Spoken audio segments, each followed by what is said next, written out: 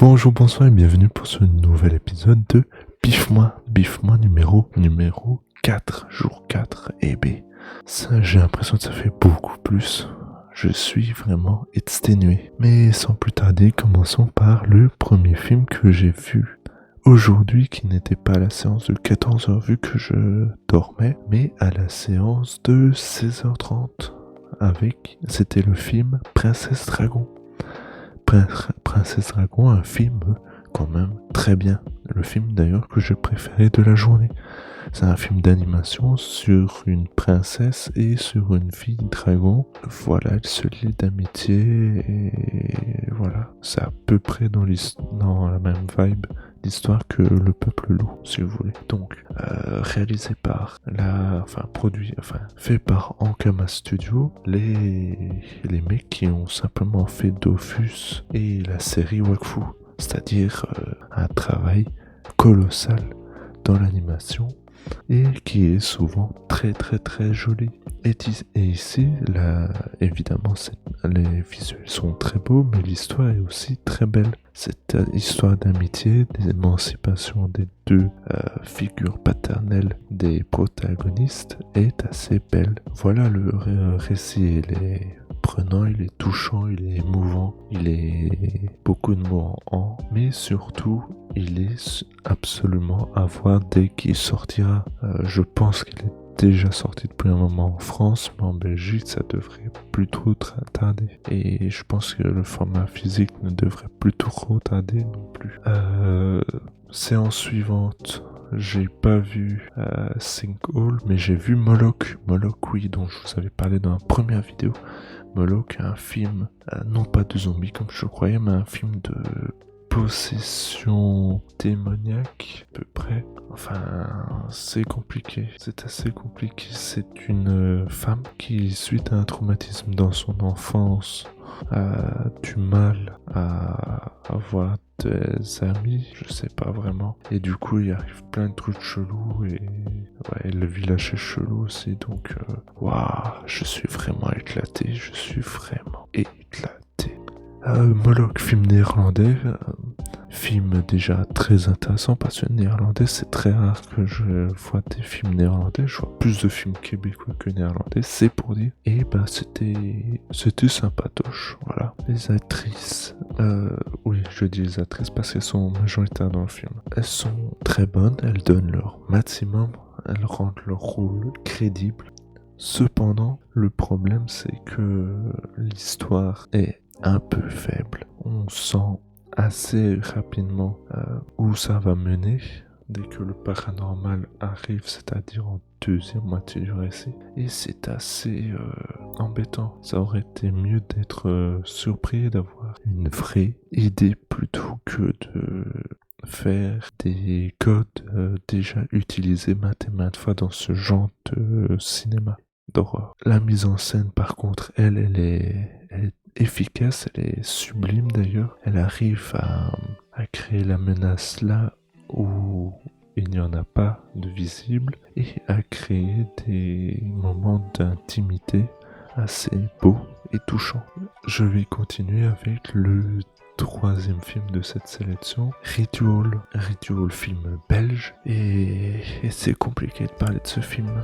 Ce film, c'est deux histoires, l'une où une plongeuse de la police belge découvre une main et une enquête débute à partir de ça, et une autre histoire où cette même plongeuse essaye de faire le deuil de ses parents mort quelques années plus tôt. C'est assez compliqué de parler de ce film puisque ces deux histoires est son plus grand défaut en fait.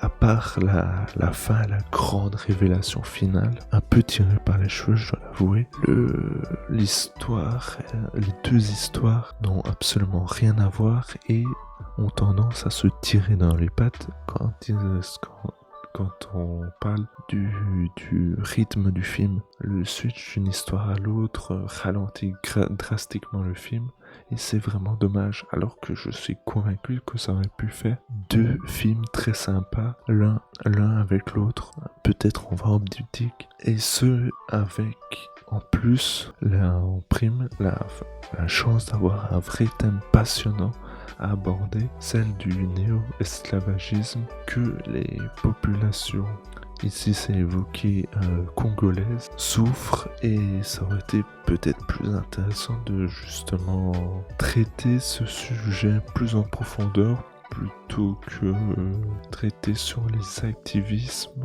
et les dérives de cet activisme. Je ne sais pas, je suis assez dubitatif.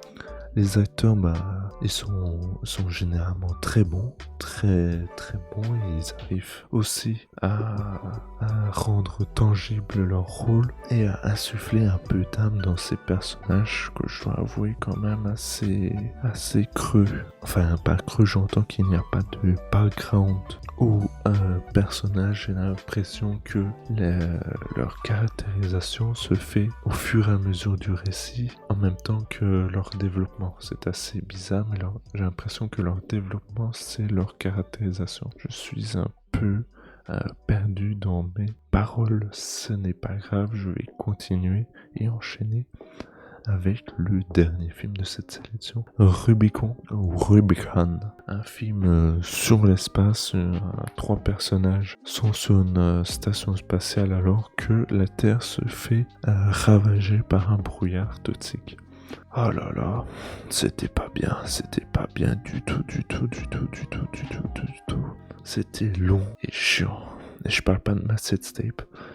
Non, là c'est vraiment des poncifs sur la vie, sur l'humain, sur ce genre de truc déjà chiant de base. Et si en plus on rajoute un rythme lent et un questionnement plus qu'une réflexion, au lieu d'apporter des pistes de réflexion, le film se contente de poser la question. C'est déjà pas mal, mais ça aurait été peut-être mieux d'y répondre. Alors que, justement, sur un film qui aurait pu traiter la lutte des classes ou le lobbyisme, qui sont vraiment des sujets effleurés dans le film, là non, c'est un débat entre 3 personnages qui se compose sur la vie, mais la vie en tant que, pas mort, mais en tant que pour la vie. Je ne sais pas si c'est clair dans mon esprit, ça l'est pas vraiment non plus, donc je peux pas en vouloir à ma bouche,